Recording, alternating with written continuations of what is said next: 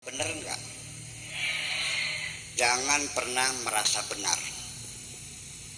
Sebab orang kalau sudah merasa benar itu sudah nggak benar. Orang benar itu orang yang tidak pernah merasa benar, selalu bertobat kepada Allah Subhanahu wa Ta'ala. Nabi itu dijamin benar nggak? Dijamin. Tapi Nabi merasa benar nggak? Nabi mengatakan, ya ayuhan nas tubu ilallah fa inni atubu ilallah fil yaumi mi'ata marrah. Wahai manusia yang banyaklah meminta ampun kepada Allah, aku ini bertobat sehari 100 kali. Nah orang Pak Bedilan ini blok apa namanya sini?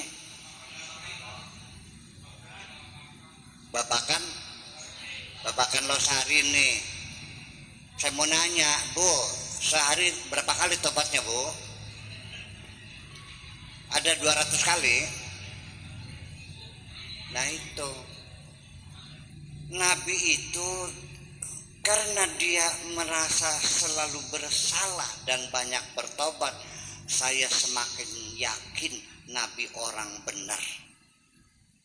Kalau Nabi tidak pernah bertobat dan ngaku benar, saya nggak percaya. Karena orang benar itu tidak pernah ngerasa benar. Apalagi ngerasa paling benar sendiri. Nah itulah makhluk yang paling tidak benar sendiri. Karena orang yang rasa paling benar sendiri itu berpotensi bertengkar dengan siapapun. Dan dia selalu menyalahkan orang lain. Dan terakhir merasa dapat mandat dari Tuhan, boleh memaksa orang lain. Itu penyakitnya. Jadi jangan pernah merasa benar. Nabi itu banyak bertobat. Salahnya apa ya? Sering ditegur oleh Allah. Salahnya apa ya? Suatu hari sedang rapat dengan pembesar-pembesar, sedang menyusun strategi peperangan. Ada orang buta datang. Mungkin hati Nabi agak kesel. Ngapain lu kesini? Ini lagi rapat penting. Lu kan cuma ngobrol doang. Mungkin begitu. Sehingga mukanya cemberut sambil membuang muka. Lah menikahnya kabari kecerak lah. Ya, benar. Kan gitu. Dengan muka cemberut itu langsung ditegur oleh Allah. Tegurannya juga sangat halus, nggak keluar kirik cemaran langka, kunyuknya langka, dengan bahasa bersajak lagi. Abasa wa tawalla anja'ahul a'ma, bersajak lagi seperti lagu, sangat halus sekali. Nabi nangis yang sampai 3 hari 3 malam. Nangis, ya Allah ampunilah aku. Sekarang saya mau nanya, Bu, orang buta dicemberuti tersinggung nggak? Tersinggung nggak? Sebabnya apa? Nah, di Plengosi nyewet beli. Sebabnya jadi Nabi bertobat menangis 3 hari. Dia menyakiti hati orang buta enggak? Lalu gimana salahnya?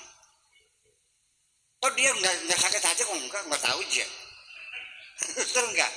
Nah Bu, Nabi itu sudah cukup merasa berdosa ketika tidak menghormati siapapun.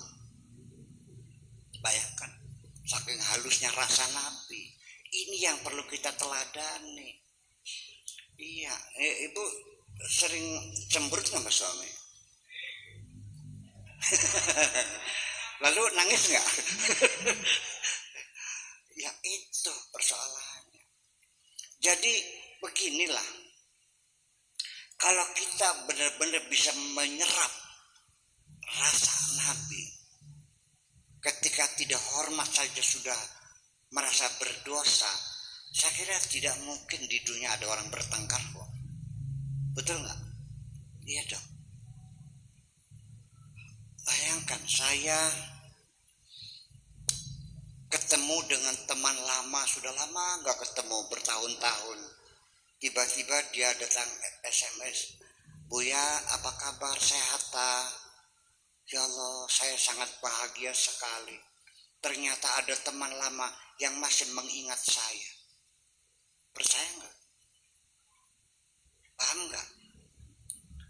Nanya apa kabar, senang kok. Tapi ketika saya bertemu dengan orang, terus dia nggak nanya apa kabar, saya pulang sedih kok. Berarti saya sudah dilupakan orang kok. Tapi kenapa kamu kalau ketemu orang kok cerita sendiri? Nanya dong keadaan orang lain. Nah itu kan. Jadi etika bermasalah ini kan tidak seperti itu. Ini kan kita sudah jauh. Kita menegur orang saja, nggak bisa, nggak sulit. Iya, ada orang slidingnya terbuka. Ayo, saya terpanggil nggak menegur dia, ngasih tahu. Cara negurnya gimana? Keder. Atau bisik-bisik, Pak, ada apa? Punten, Mas, punten. Apa? Makasih. Bayangkan. Ini ada orang saudara bukan family, bukan punya utang, enggak ganggu tidak. Kafir, bid'ah, musyrik, gimana lagi? Ini etika dari mana ini? Etika dari mana ini? Niru Nabi gitu. Nah ini kan persoalan. Coba kita pakai rasa beragama dengan rasa. Saya hanya mengatakan begini loh. Anda percaya Allah ada? Saya yakin Anda tidak akan bisa membuktikan adanya Tuhan secara fisik. Betul nggak? Orang yang tidak percaya Tuhan juga tidak bisa membuktikan ketidakadaan Tuhan secara fisik. 50-50. Betul nggak? Kembali kepada keyakinan kita. Betul nggak? Ya itu loh. Ya sudah kita hormati. Ya kan orang semacam itu. Kalau orang itu yakin Al-Quran tidak apa, ya sudah kita hormati aja. Kenapa sih? Silahkan Anda pakai keyakinan Anda dalam ruang privat Anda, kan gitu persoalannya begitu. Nah jadi ini kenapa orang yang bermazhab berbeda kenapa bertengkar? Gini, kalau ada orang, saya punya teman imam masjid mengimami salat subuh, Allahu Akbar, Alhamdulillahi Rabbil Alamin, Ar-Rahmanir Rahim, nggak baca basmalah. Pagi harinya langsung dapat surat dari DKM, ucapan terima kasih. Apa maksudnya? Dipecat. Tidak baca basmalah. Betul nggak? Di Saudi baca basmalah nggak? Jadi kita kalau haji boleh nggak berjamaah di sana? Nah ini persoalannya. Dia tidak baca basmalah karena meyakini basmalah itu bukan bagian surat Al-Fatihah. Jadi tidak boleh dibaca. Malah kalau dibaca sholatnya tidak sah. Karena membaca bagian yang bukan Al-Fatihah. Betul nggak? Kita di sini harus dibaca. Kalau tidak dibaca sholatnya tidak sah. Karena kita tidak membaca bagian dari surat Al-Fatihah. Betul nggak? Ini bertengkar. Tetapi saya mau nanya, waladdallin,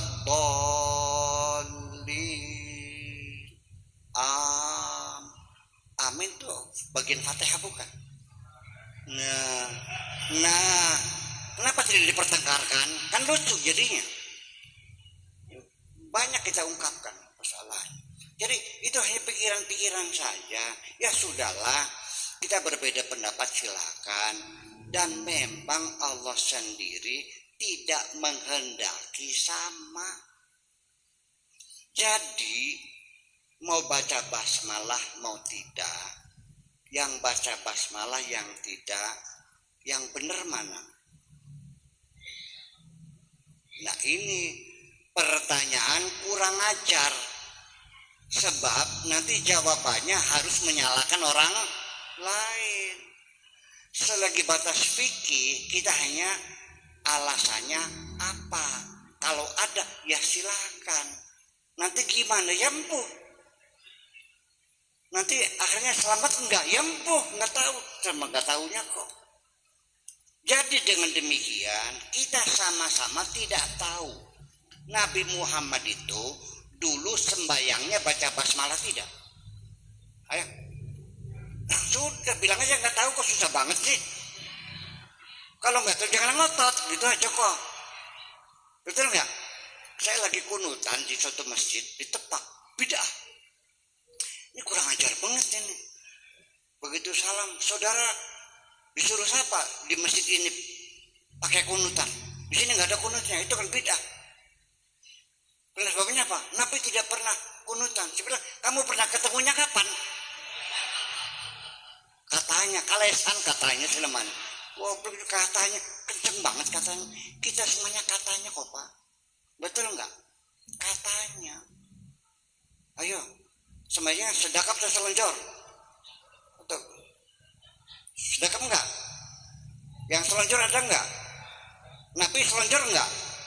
Yang nggak tahu jangan udah ribet sama-sama nggak tahunya jangan bertengkar. Yang penting begitu assalamualaikum rendahkan hatimu kepada Allah.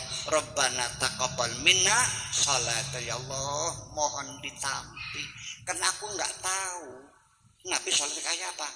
Soalnya tidak bisa dihadirkan Nabi di sini, nggak bisa kita tanya, betul nggak? Selesai kan? Jadi ternyata apapun putusannya karena hasil pikiran orang maka menjadi berbeda-beda. Jadi perbedaan mazhab itu nggak ada masalah, perbedaan agama tidak ada masalah. Yang disuruh kita wa'tasimu bihablillahi jami'ah, yang dilarang wala tafarraqu. Jadi kalau kamu bertengkar disuruh siapa kamu nih? Disuruh Allah, disuruh setan. Nah, cerdas kengku. Ya udah nggak usah bertengkar lah, ngapain sih? Yuk kita berhenti bertengkar, kita bersahabat saja. Apalagi sesama agama Islam, dengan agama pun nggak ada masalah kok.